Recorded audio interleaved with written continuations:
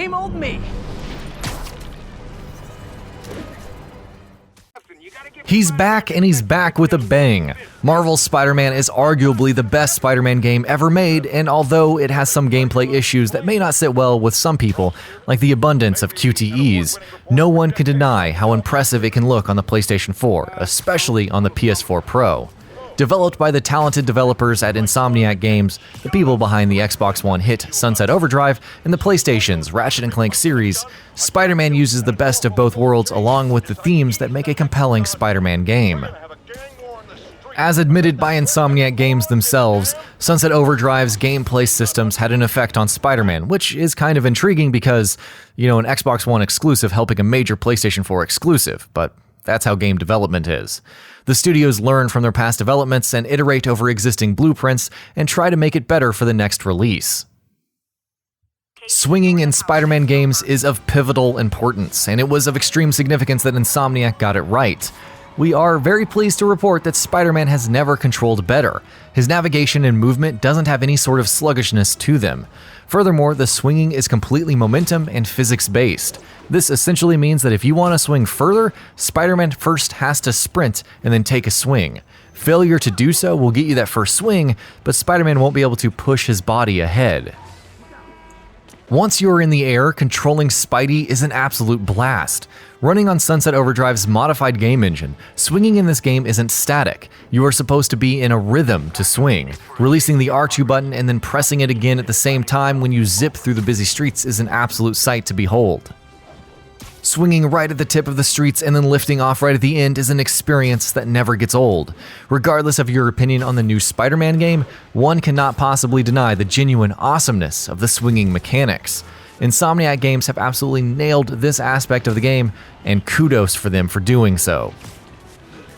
What makes swinging such a treat is the environmental design and the city structure. The city looks richly detailed, the buildings are smartly placed, allowing Spider-Man to carry out some insane acrobatic moves as he swings from one place to another.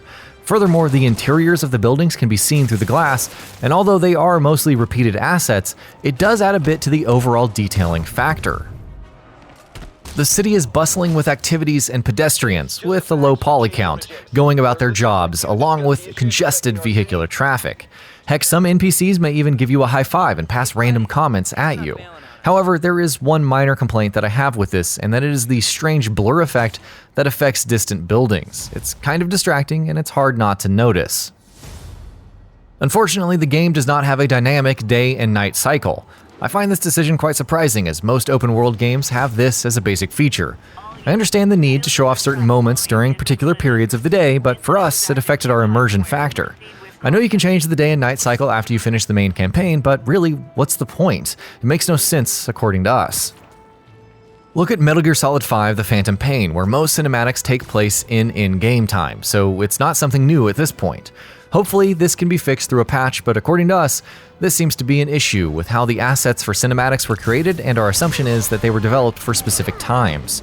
This is not game-breaking by any measure, but I would have loved to have seen those insane chases and explosions in all of their glory during night times. As expected, the star of the show is Spider-Man himself. From swinging animations to his fantastic voice acting, to play as Spider-Man in this game is one of the most satisfying things we have done this generation. The motion capture across the board is simply phenomenal, with fantastic facial animations across all main characters, which exhibit a wide range of emotions. The game allows you to wear different kinds of suits, and seeing Peter Parker donning one of them is simply a sight to behold.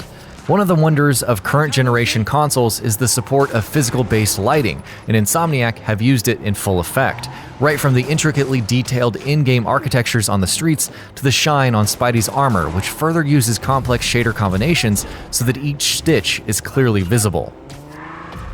Another point that is worth mentioning are the fantastic cinematics, which have been expertly directed and implemented using the best combination of a high-quality motion blur, depth of field, and fantastic lighting overall.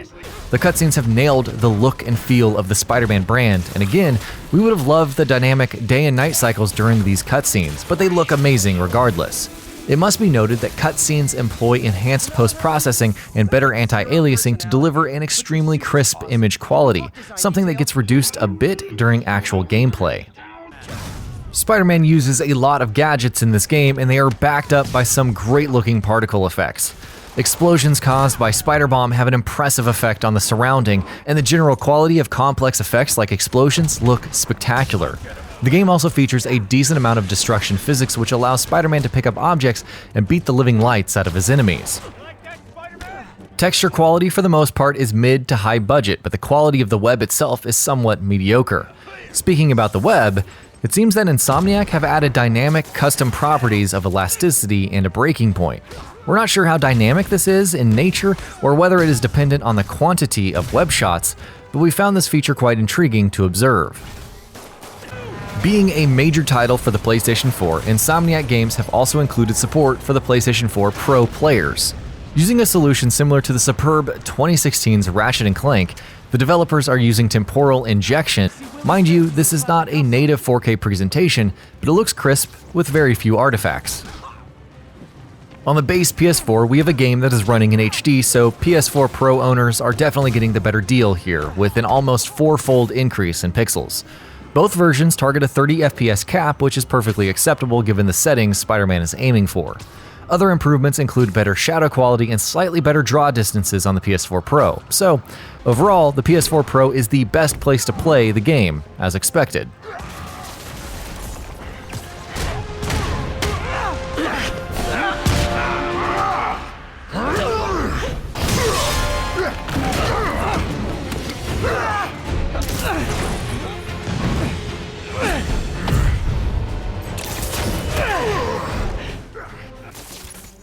Overall, Spider-Man looks great, especially on the PS4 Pro, but the bigger question to ask here is whether this is the best-looking open-world exclusive on the PS4.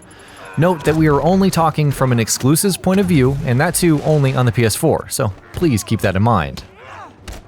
You see, Guerrilla Games' Horizon Zero Dawn used a complex set of technology tools with varied environments and far more advanced NPC AI behaviors, which is simply not present in Spider-Man due to obvious reasons. Furthermore, the quality of shaders, the rich world, and completely dynamic weather and day and night cycles sets Horizon Zero Dawn apart from Spider-Man. The character models are also more complex and more detailed than what we have here in Spider-Man. Not to mention the tress effects are absolutely amazing in Horizon Zero Dawn.